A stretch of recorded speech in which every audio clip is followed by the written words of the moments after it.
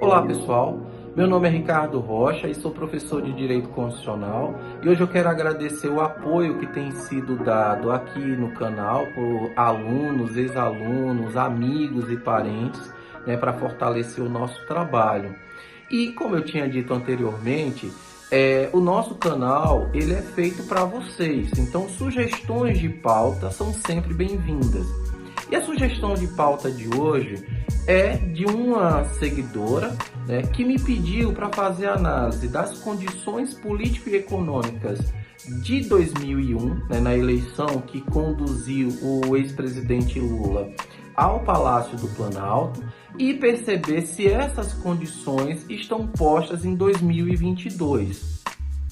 É óbvio que a gente não tem como fazer toda a análise política e econômica de 2000 do ano da eleição, porém alguns aspectos a gente pode destacar e comparar com a nossa atualidade, Lá em 2001, o governo de Fernando Henrique Cardoso vinha desgastado, a política econômica vinha desgastada, o aspecto político, o ambiente político também, ele foi utilizado. Fernando Henrique, ele não consegue fazer o sucessor, e ele não consegue, apesar do sucessor ser ali alguém, que tinha, por conta da máquina governamental, ele tinha ali um percentual, de votos, mas o ambiente político não era tão favorável a Fernando Henrique Cardoso, a eleição do seu sucessor,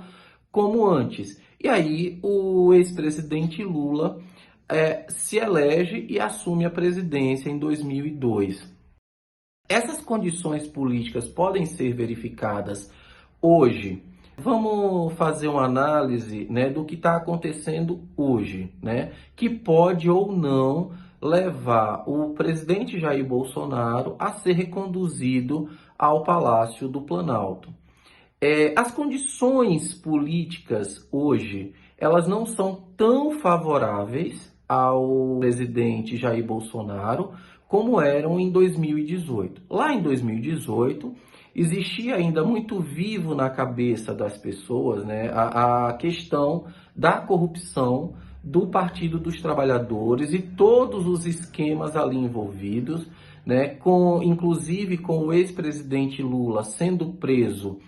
E essa questão, esse requisito sendo explorado à exaustão na campanha eleitoral por conta da corrupção.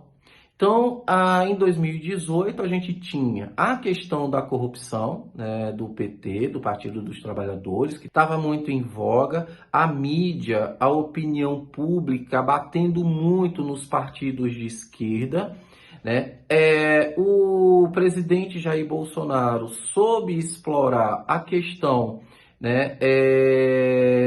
do aspecto moral, da pauta de costumes. Então, naquele momento, o antipetismo ajudou o presidente Jair Bolsonaro a ser eleito em 2018, só que aquelas condições de 2018 não se verificam na atualidade.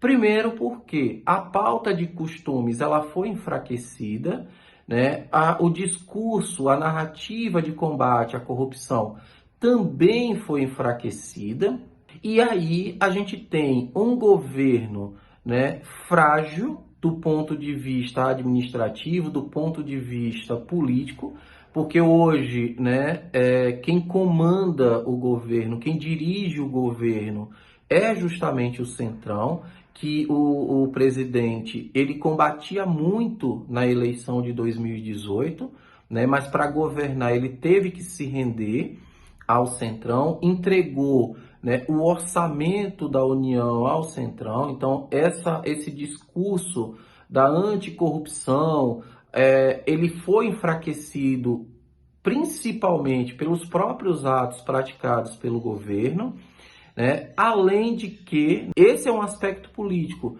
Um outro aspecto político é a questão da rejeição ao presidente Jair Messias Bolsonaro, né, que beira ali a casa dos 53, 55% das pessoas, né, dos eleitores que dizem não votar nele de forma alguma. Isso tem um impacto histórico porque nenhum outro candidato conseguiu a reeleição com uma taxa de rejeição tão alta. E isso o presidente vai ter que trabalhar, né, até o dia das eleições para diminuir essa taxa de rejeição. No aspecto econômico, para 75% dos brasileiros, a inflação, né, ela é culpa do governo federal. Culpa em que sentido, né? Ah, professor, mas tem os aspectos externos, né, que impactaram a inflação. Bom lembrar, pessoal, que a nossa inflação, ela não ficou alta dos últimos meses para cá. Ela há mais de um ano que a inflação alta vem corroendo o poder de compra dos brasileiros. Então, há mais de um ano, ela é algo que toca na nossa vida diária. Aí alguns podem dizer, tá, professor, mas a inflação foi causada pela pandemia. Ah, no mundo inteiro a inflação ela tem corroído ali o poder de compra do trabalhador. Mas por que que o presidente vai ter que arcar com essa responsabilidade?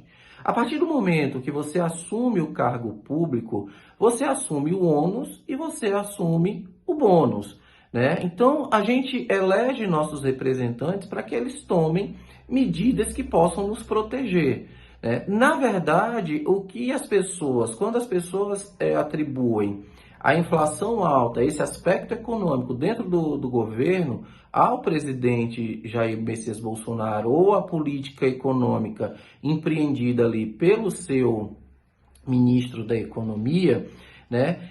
Eles estão dizendo, olha, presidente, você poderia ter feito alguma coisa, né? Se planejado, se precavido, adotado posições ali, né? Critérios que pudessem minimizar esse impacto na vida de nós brasileiros. É mais ou menos isso que as pessoas dizem, né? E há realmente uma atribuição de responsabilidade dada pelo sistema jurídico. Então, esse aspecto político, né, de ter entregado a condução do seu governo ao Centrão e ali contrariando toda aquela narrativa da anticorrupção, né, depois de entregar, né, todas as fichas no posto Ipiranga, como ele fala, ali para conduzir a economia. Tudo bom, Fabiola? Entre a Miriam Leitão e o Bolsonaro, eu tô com a Miriam Leitão e não abro, viu? Gosto muito da Miriam Leitão. A Miriam Leitão, eu aprendi muito com a Miriam trabalhando na CBN ao lado dela. É uma jornalista econômica de muito respeito. E eu não esqueço, inclusive, uma vez que eu fui substituir Carlos Alberto Sardenberg, que também é um outro grande jornalista econômico, e ele me disse, siga a Miriam Leitão. Ele falava assim para mim, né? A Miriam é uma pessoa com muita informação, muito conhecimento e muito estudiosa, né? Eu acho que é importante a gente sempre defendê-la aqui, já que foi ali citada pelo presidente. É verdade. O governo Bolsonaro, Fabiola, virou uma contagem regressiva. Eu estava fazendo as contas aqui, faltam 435 dias para o fim do mandato do capitão. E o país foi condenado pelas circunstâncias a conviver com um presidente sem projeto, sem partido e agora sem ministro da Economia. O Centrão explodiu o posto Ipiranga e invadiu o cofre. O problema deixou de ser o fim do teto de gastos. A questão é que o país perdeu o chão. O fundo do poço passou a ser mais um estágio em direção às profundezas. A primeira vítima da explosão é o brasileiro, que se divide entre a fila do osso e a fila do desemprego. O novo Bolsa Família de R$ 400, ele é mastigado pela inflação antes de chegar no bolso. A segunda grande vítima é a semântica. As declarações mais recentes do Bolsonaro desobrigaram todo mundo de fazer sentido. Quando um presidente se junta ao rebotalho político que o cerca para proporcionar a si mesmo um bolsa reeleição de mais de 80 bilhões de reais e afirma que nada mudou, você sabe que está no centro de uma crise de significado ou numa roda de cínicos. O Bolsonaro declarou numa entrevista e na sua live semanal de quinta-feira que o Paulo Guedes continua firme, que ele apoia as reformas liberais e que o teto de gastos permanece intacto. Disse tudo isso ao final de um dia em que a comissão da Câmara aprovou a emenda sobre o calote nas dívidas judiciais, a equipe do Ministério da Economia bateu em retirada e empresas listadas na Bolsa contabilizaram perdas em valor de mercado de 284 bilhões no intervalo de 72 horas. Ao atear fogo na economia para tentar reacender a chama do seu projeto de reeleição, o Bolsonaro força os seus adversários políticos a ajustarem as suas estratégias. O Lula viu-se compelido a dobrar o populismo, pregando um Bolsa Família de R$600. Aí o Bolsonaro contra-ataca com o Bolsa Caminhoneiro de R$400. Nesse ambiente, os náufragos da chamada terceira via, que tentavam colocar em pé uma agenda para o pós-Bolsonaro, eles são intimados pelas circunstâncias a se preparar para o pré-Dilma. Já não é negligenciável, Fabíola, a hipótese de que o Brasil viva uma recessão no ano eleitoral de 2022. Esse é o cenário em que nós nos encontramos. Para 75% dos brasileiros, a condução da economia é um desastre. E por quê? Porque está sentindo na pele o peso ali da inflação correndo o nosso poder de compra. Então essas questões políticas, o abandono da pauta, né, dos costumes e a questão econômica podem impedir aí que o presidente Jair Bolsonaro seja reconduzido ao Palácio do Planalto, dando oportunidade para o ex-presidente Lula, né, assumir o poder.